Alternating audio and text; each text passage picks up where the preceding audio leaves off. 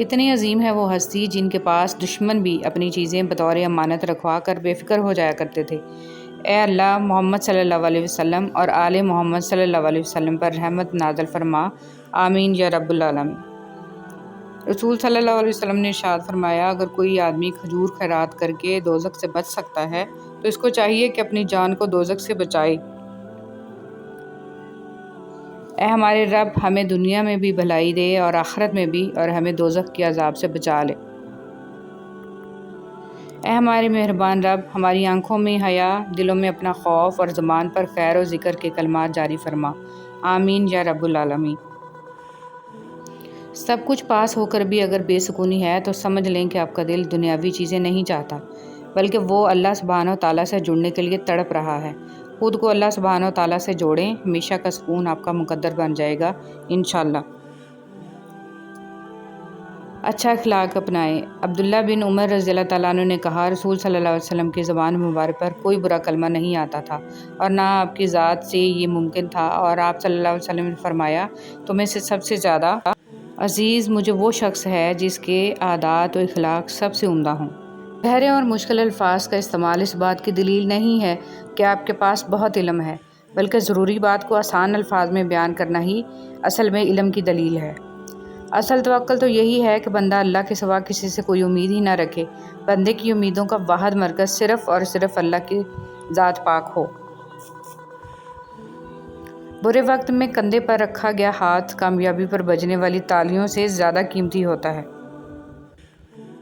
یا اللہ پاک، مجھے لوگوں کی حقیقتیں نہ دکھا کہ اس سے فقط میرا دل جلتا ہے، مجھے خاموشی سے، میری لا علمی میں ان کے شر سے محفوظ فرما، آمین۔ حضرت علی رضی اللہ تعالیٰ عنہ نے ارشاد فرمایا، مظلوم اور نمازی کی آہ سے ڈرو، کیونکہ آہ کسی کی بھی ہو عرش کو چیر کر اللہ کے پاس جاتی ہے۔ مگر تم جانتے ہی کب ہو کہ لاٹھی رب العالمین کی بے آواز ہوتی ہے؟ جانتے ہوتے اگر تو یوں زندگیاں جینا نہ کرتے اوروں کی۔ دنیا میں صرف والدین میں اتنا ظرف ہے کہ وہ آپ کی ضروریات پوری کرنے کے ساتھ ساتھ آپ کے نخرے بھی اٹھاتے ہیں، ورنہ دنیا والوں کے معمولی احسانوں سے بھی اللہ بچائے۔ حضرت علی رضی اللہ تعالیٰ عنہ نے ارشاد فرمایا، اللہ اگر دوستی کا رشتہ نہ بناتا تو انسان کبھی یقین نہ کرتا کہ اجنبی لوگ اپنوں سے بھی پیارے ہو سکتے ہیں۔ لوگوں کو معاف کر کے جو جیت ہوگی وہ انتقام سے ممکن ہی نہیں۔ فتح مکہ کے موقع پر اجتماعی معافی کا اعلان اس کی بہترین مثال ہے۔ کائنات کا پہلا گناہ نہ شرک تھا نہ کفر، پہلا گناہ تھا میں اس سے بہتر ہوں۔ اچھے لوگوں کو جب مایوس کیا جائے تو وہ انتقام نہیں چاہتے، اپنی اچھی چیزیں جمع کرتے ہیں اور سکون سے روانہ ہو جاتے ہیں۔ روتے وہی ہیں جنہوں نے رشتہ دل سے نبھایا ہو، ورنہ مطلب کا رشتہ رکھنے والوں کی آنکھوں میں نہ تو شرم ہوتی ہے نہ ہی پانی۔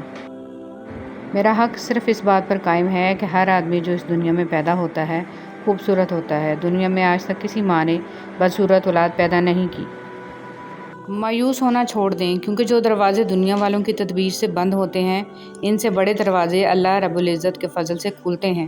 ایسا کچھ نہیں جو رب سے پوشیدہ ہو، اور نہ ہی ایسا کچھ ہے جو اس کے اختیار میں نہ ہو۔ اچھی بات کا اثر نہ ہونے کی ایک وجہ یہ بھی ہے کہ لکھنے والا اور پڑھنے والا دونوں یہی سمجھتے ہیں کہ یہ دوسرے کے لیے ہیں۔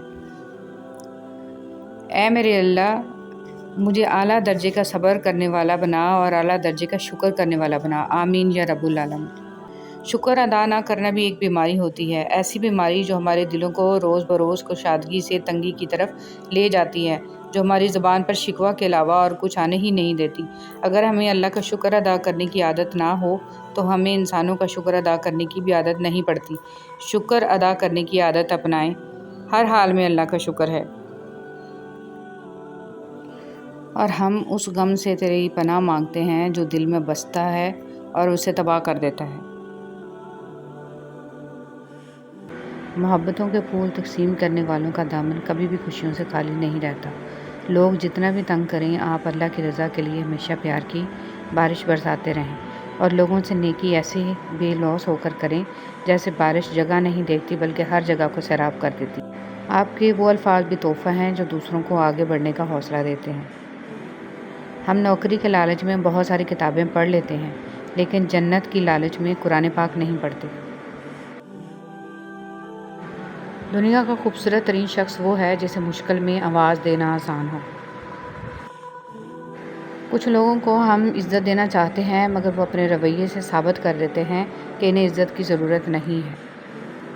انسان کو کچھ ایسے اعمال کرنے چاہیے جنہیں کوئی نہ جانتا ہو، جیسے پوشیدہ صدقہ، رات کی نماز، خوف الہی سے گرنے والے آنسو، استغفار، ذکر و اذکار، تسبیح و تحلیل۔ اللہ تعالی ہم سب کو اچھے اعمال کرنے کی توفیق عطا فرمائے، آمین۔ خوبصورت باتیں۔ رشتے موتیوں کی مالا جیسے ہوتے ہیں، اگر مالا میں سے کوئی موتی گر بھی جائے تو جھک کر اٹھا لینا چاہیے۔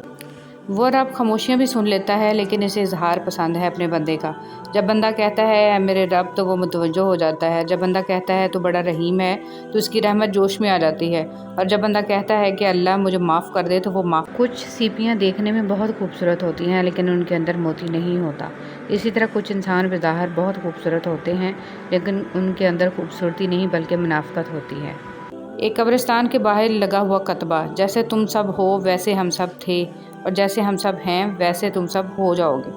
سجدے میں جھکے سر کے ساتھ سبحان ربی الاعلیٰ، ان کلمات کے بیچ جو سسکیاں گونجتی ہیں وہ عرش پہ بیٹھا شہنشاہوں کا شہنشاہ بڑے پیار سے سنتا ہے۔ بدنصیبی غریب ہونا نہیں، بدنصیبی بے ایمان ہونا ہے، روح کا انسانیت سے خالی ہونا برا ہے۔ انسان اپنا ٹوٹا ہوا مان، لا حاصل دعا اور بے انتہا محبت کبھی نہیں بھولتا۔ اگر آپ کے ساتھ ناانصافی اور زیادتی کی حد ہو جائے تو صرف اتنا سوچ کر خاموش ہو جانا کہ جو ذات اوپر بیٹھی ہے وہ بہت بے نیاز ہے۔